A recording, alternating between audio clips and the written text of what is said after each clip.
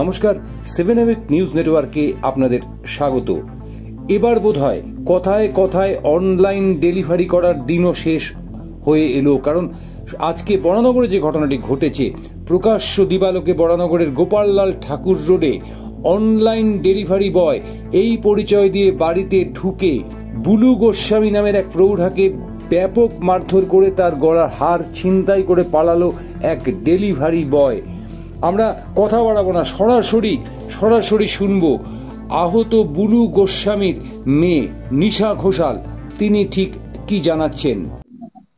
আজকে ঘটনাটা যেটা হয়েছিল, আমার মা রেগুলারই বাজার যায়, সেরকম ন্যাচারালি বাজারে গেছে।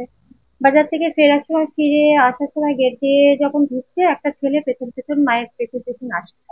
তো এসে আমাদের এই সিঁড়ির সামনেটা মা ব্যাগটাকে রেখে এবার উঠবে, ঠিক করছে, পাশ দিয়ে ছেলেটা মাকে জিজ্ঞেস করে যে এটা ফ্ল্যাট বাড়ি। মা তখন নর্মাল উত্তরটা দিয়েছে যে এটা ফ্ল্যাট নয়, বাড়ি, কিন্তু ফ্ল্যাটের মতো করা। তো এবার ছেলেটা পাশ কাটিয়ে মা ভেবেছে কোনো সেলসম্যান, একটা সুইগির ড্রেস পরা ছিল, তো মুখে রুমাল বাঁধা ছিল, মাথায় ক্যাপ ছিল। এবার আপনার ওপরে সাইড দিয়ে কেটে উঠে, আগের থেকে উঠে দাঁড়িয়েছিল আমাদের যে বাড়ির দরজাটার সামনে, গেটটার সামনেই সিঁড়িতে উঠে দাঁড়ানো। মা এবার আস্তে আস্তে উঠে এবার ছেলেটা উঁকি মেরে, মা যখন 3টে সিঁড়ি বাকি ওরকম উঠেছে, সাইড দিয়েছে মা, ছেলেটা নেমে মায়ের পেছনে যে চলে গেছে, দাঁড়িয়ে আছে, সেটা মা খেয়াল করেনি। পেছন থেকে ব্যাগ, ওর হাতে একটা লাইলনের ব্যাগ ছিল বাজারে, তার মধ্যে ইট নিয়ে এসেছিল, ইটের ডালা। হ্যাঁ, এরকম ইটের ডালা নিয়ে মায়ের মাথায় আগে আঘাত করে। মা পড়ে যায়, চিৎকার করছে তখন যে মারছো কেন। তা মায়ের গলায় সোনার চেন লকেট পরা ছিল, সেই লকেট চেনটাকে টেনে নিয়ে নেওয়ার পরেও মা যখন চিৎকার করছে মারছো কেন। এবার বাড়ির লোক বলতে আমার বাবা ছিল বাড়িতে, আর আমরা তো কেউ ছিলাম না। তো বাবা যথারীতি বাবাকে ডাকছে, চিৎকার করছে, ততক্ষণে মাকে আবারও ইট দিয়ে মেরেছে, সিঁড়ি দিয়ে হ্যাচড়াচ্ছিল। তো মা পড়ে যায়, পড়ে গিয়ে মায়ের দেয়ালে মাথা ঠুকিয়ে দেয়, তারপরেও কন্টিনিউয়াসলি ইট দিয়ে মারে।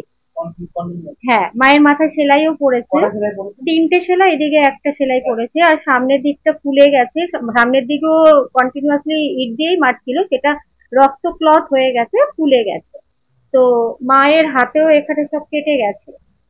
এবার মা সেখানে আপনার মানে চিৎকার করতে, বাবা শুনতে পেয়ে বাবা সিঁড়ি দিয়ে নামতে ছেলেটা মারতে দৌড়ে পালিয়েছে। আতঙ্কে তো থাকবো, এটা আতঙ্কিত হওয়ারই তো ব্যাপার, ঘটনাটাই তো তাই। আজকে যেই ঘটনাটা দিনের বেলা এত লোকের মাঝখানে একটা বাড়িতে ঢুকে যে জিনিসটা করছে, যেটা আমরা টিভি এতে দেখি, এখানকার মতো জায়গায় মানে করা, মানে আমরা বাইরে বেরোচ্ছি, বাড়িতে লোক নিরাপত্তা নেই, সেখানে বয়স্ক মানুষরা রয়েছে, সবাই রয়েছে, বাড়িতে ঢুকে আমার মা মরেও যেতে পারতো, যেইভাবে মেরেছে। ধারালো অস্ত্র থাকতে পারতো, ইট দিয়েও মেরেছে যেইভাবে, সেইভাবে আমার বেমানান জায়গায় লাগলে হয়তো আমার মা বাঁচতই না।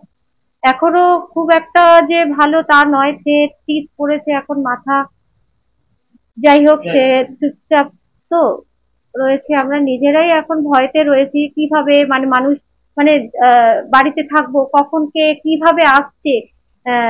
সেলসম্যান দেখুন, কাজের জন্য আমরা এন্ট্রি হতে দিচ্ছি, যে মানুষের কাজেরও দরকার, তাকে এন্ট্রি করছে, কিন্তু আমাদের জন্য কিছু আনেনি। মা সেটাই ভেবেছে কোনো সেলসম্যান এসছে, আমাদের ওপরেও কোনো অন্য ফ্যামিলি আছে, তাকে হয়তো দিতে এসছে, তার জন্যই কিছু বলেনি। এবার সে কি করে আমরা বুঝবো যে তার মনে কি আছে।